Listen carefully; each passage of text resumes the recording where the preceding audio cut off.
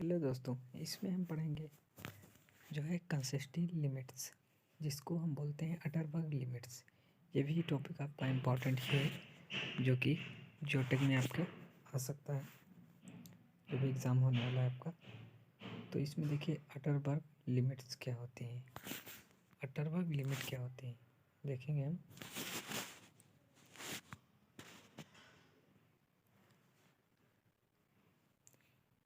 Atterberg limit होती क्या है? The liquid limit, plastic limit and shrinkage limits are known as Atterberg limits. तो Atterberg's जो limit है वो तीन टाइप की होती हैं। एक तो लिक्विड लिमिट होती है, एक प्लास्टिक लिमिट और श्रिंकेज लिमिट। ये आप याद रखेंगे। The water content at which the soil behaviour changes from the liquid to the plastic state, यानी लिक्विड से जो प्लास्टिक स्टेट में जो क्या कहते हैं वाटर कंटेंट आता है, जब लिक्विड से प्लास्टिक स्टेट में आता है तो उस बिहेवियर को हम क्या कहते हैं? लिक्विड लिमिट बोलते हैं। From the plastic to the semi solid, अगर प्लास्टिक से सेमी सॉलिड में आ रहा है, अगर प्लास्टिक से फिर सेमी सॉलिड में चेंज हो रहा है तो उसे बोलते हैं प्लास्टिक लिमिट। जिस लिमिट में ये चेंज हो रहा है उस लिमिट को बोलेंगे plastic limit. And from the semi solid to the solid, semi solid से सॉलिड स्टेट में अगर चेंज हो रहा है तो उसे श्रिंकेज लिमिट बोलते हैं। तो ये सारी जो लिमिट हैं आप याद रखेंगे और स्टेट्स भी याद रखेंगे अब आप। फिर देखते हैं व्हाट इज़ लिक्विड लिमिट। तो लिक्विड लिमिट क्या होती है? अभी ऊपर हमने पढ़ा कि जो है the water content at which soil behaviour changes from liquid to plastic state.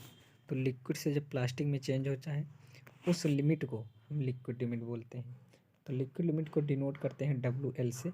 It is water content at which a soil practically in a liquid state, मतलब प्रैक्टिकली तो लिक्विड स्टेट में रहती है but has in financial resistance against flow which can be measured any standardization procedure.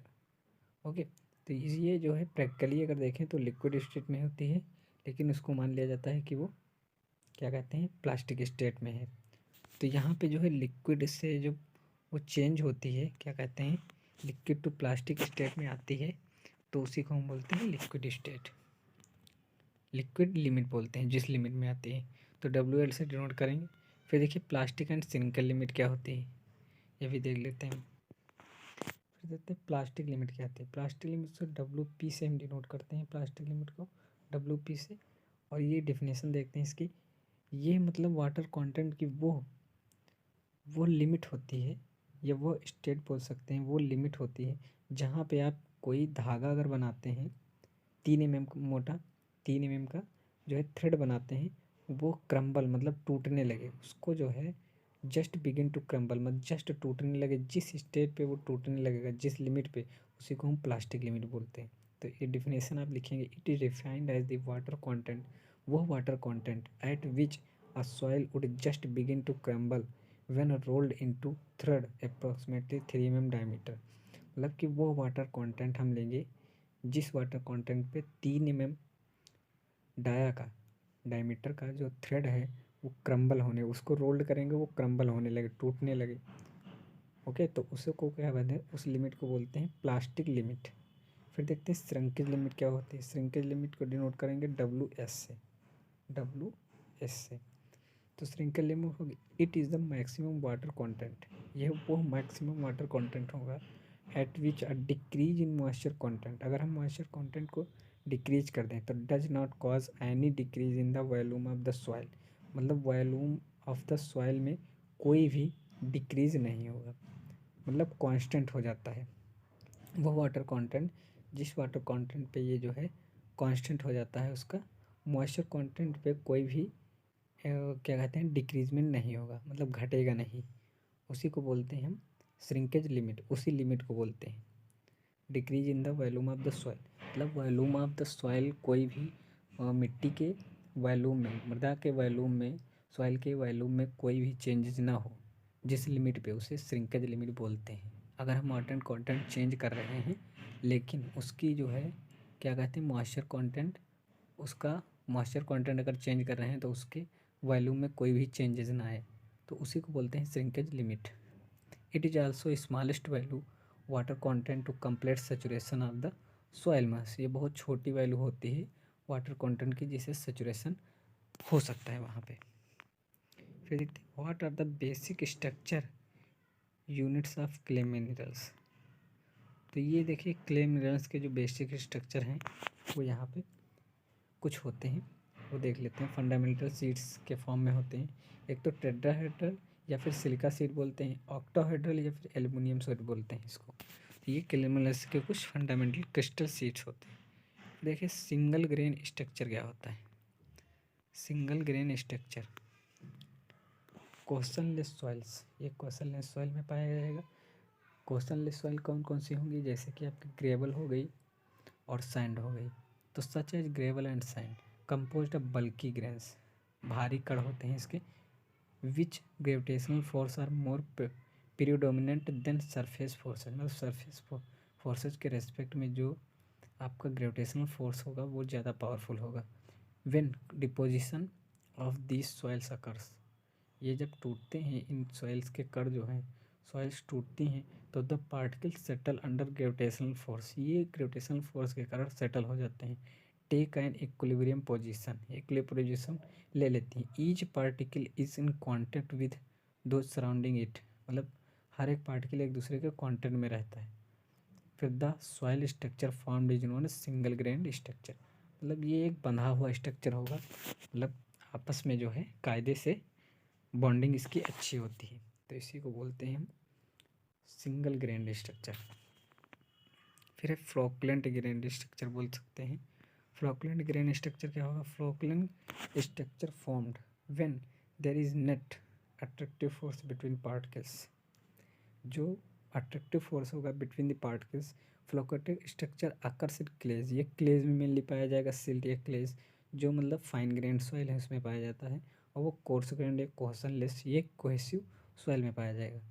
The degree of flocculation clay deposit depend upon the type and concentration of the particles and presence of salts in water, मतलब उस पर depend करेगा, उसमें जो salts present है पानी में और उसका कंसंट्रेशन क्या है, उस पर क्ले डिपॉजिट्स के और साल्ट जो है उसमें कितना जो है उसका क्या कहते हैं, और उसकी बॉन्डिंग कितनी होगी उस पर डिपेंड करेगा। डिग्री ऑफ फ्लोक्लेशन जो है डिपेंड करता है मेनली किस पे, type of, depends upon the type and concentration of clay, clay का टाइप क्या है, जैसे मोन्टोमोलाइट होती है और बेंटोमाइट होती है और इसमें इलाइट होती है, काइलोनाइट होती है, कई टाइप के होते हैं, तो उस टाइप पे डिपेंड करेगा, और इसमें जो साल्ट है उसमें वाटर में उस पर डिपेंड करता है। तो फ्लोक्लेंट स्ट्रक्चर देख ली, ये क्या होते हैं, ये मेनली जो है फाइन ग्रेन सॉइल के होते हैं, जैसे क्लेज हो गया और इसमें नेट अट्रैक्टिव फोर्स रहता है, और सिंगल ग्रेन भी देख ली। फिर आगे चलते हैं, रिलेटिव कंसिस्टेंसी क्या है। रिलेटिव कंसिस्टेंसी, तो रिलेटिव कंसिस्टेंसी जिसे आईसी से डिनोट करते हैं और कंसिस्टेंसी इंडेक्स भी बोलते हैं इसको, और defined as the ratio of the difference between liquid limit and natural water content, मतलब liquid limit WL minus WN, मतलब नेचुरल जो वाटर कंटेंट होगा अपॉन IP बराबर क्या होता है, IP equals to WL minus WP, यहाँ पे ये भी लिख सकते हैं WL माइनस WP, ये होता है आपका IP मतलब प्लास्टिसिटी इंडेक्स, और IC क्या हो गया, IC डिनोट करता है कंसिस्टेंसी इंडेक्स को, तो IC is equal to WL minus WN upon IP, याद कर लेंगे आप। फिर explain index property of soil, define index property of soil, तो इंडेक्स प्रॉपर्टी यही सारी होती हैं आपकी, जैसे लिक्विड लिमिट हो गई, प्लास्टिक लिमिट।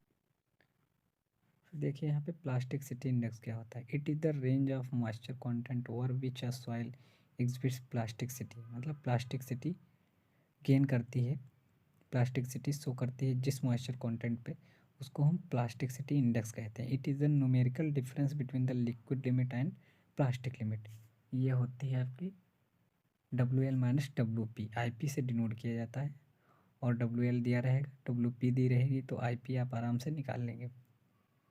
लिक्विड लिमिट और प्लास्टिक लिमिट सॉइल की दी है तो प्लास्टिक सेट इंडेक्स निकाल सकते हैं। फिर देखिए लिक्विडिटी इंडेक्स क्या होती है, जिसे IL से डिनोट करते हैं।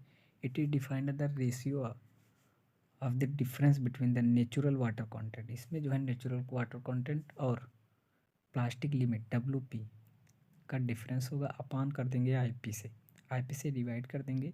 IP क्या होती है, WL माइनस WP, तो IL आपका निकल आएगा। तो IL में नेचुरल कांटेक्ट में से जो है WP को माइनस करते हैं, और IC जब निकालते हैं तो वहाँ पे WL में से WN को माइनस करते हैं, मतलब लिक्विड लिमिट से हम नेचुरल लिमिट वाटर कंटेंट को, नेचुरल वाटर कंटेंट को माइनस करते हैं।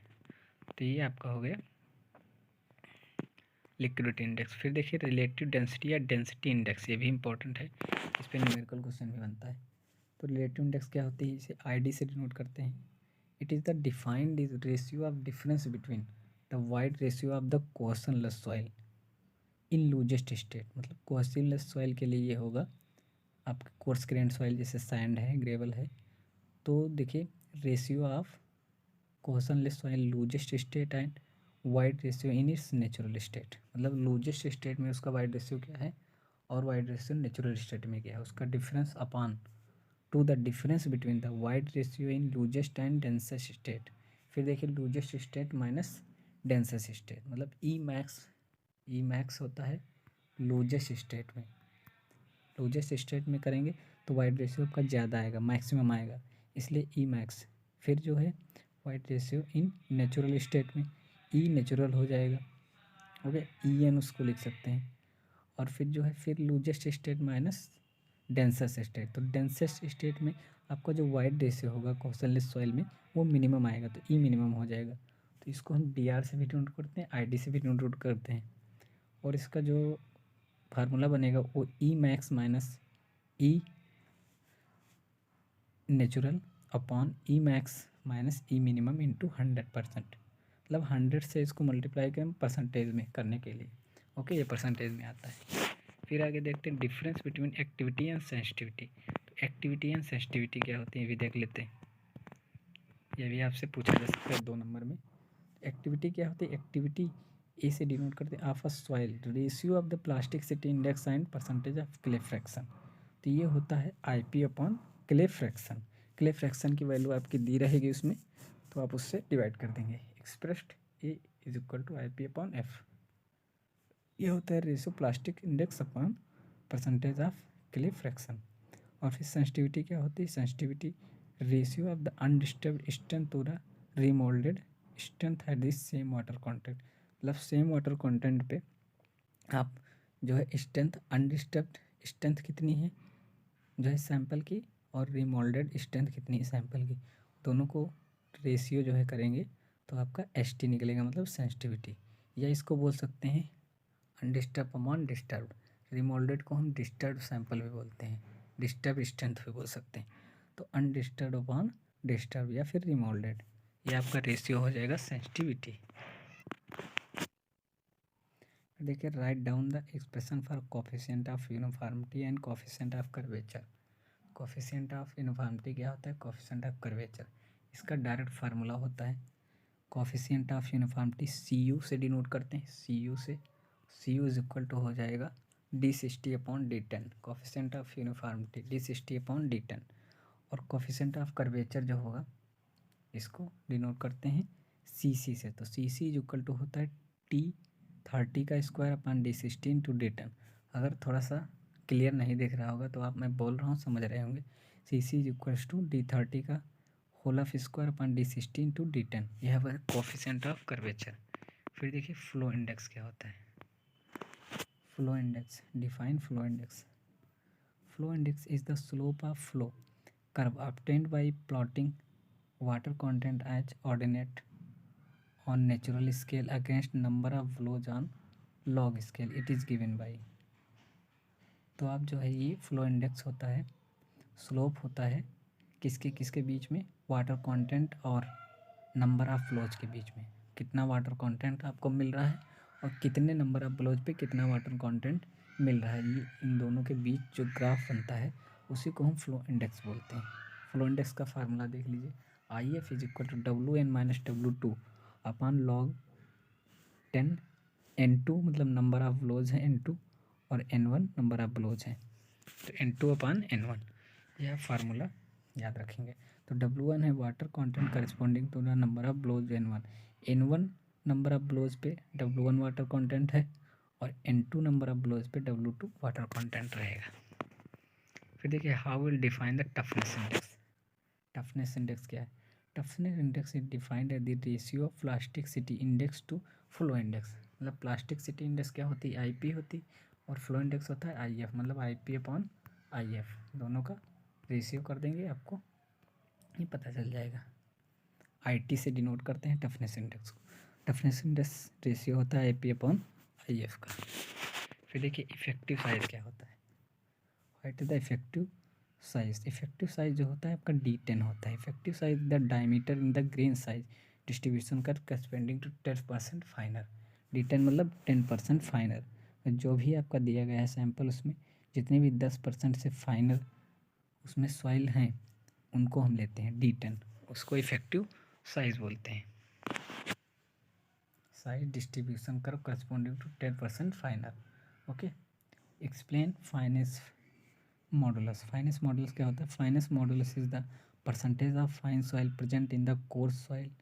मतलब परसेंटेज ऑफ कितना परसेंटेज जो है फाइन सॉइल का प्रेजेंट है कोर्स सॉइल में, वही होता है fineness modulus. For example coarse soil 5%, 5% clay है कोर्स सॉइल में, 2% सिल्ट है, present that finance modulus of equal to 7%। मतलब 5% क्ले है, 2% सिल्ट है, तो दोनों फाइन सॉइल हो गई, तो 5 + 2 10%, सॉरी 7%। तो टोटल जो है कोर्स सॉइल में, for example coarse soil 5% clay है और 2% सिल्ट है कोर्स सॉइल में।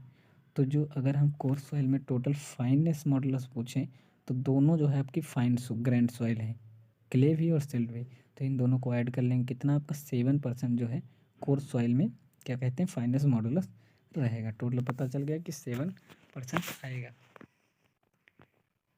फिर ये देखिए the void ratio of soil sample is 1। Void ratio दिया गया है 1। Determine the corresponding porosity of the soil sample. Porosity आपसे पूछा जा रहा है, तो पोरोसिटी का फार्मूला क्या होता है? N is equal to, porosity आपका फार्मूला होता है N बराबर E/1 + E। ये आपका बनता है फार्मूला। तो यहाँ से E की वैल्यू पुट कर देंगे और फिर जो है यहाँ से निकल आएगा 0.5। तो ये आपका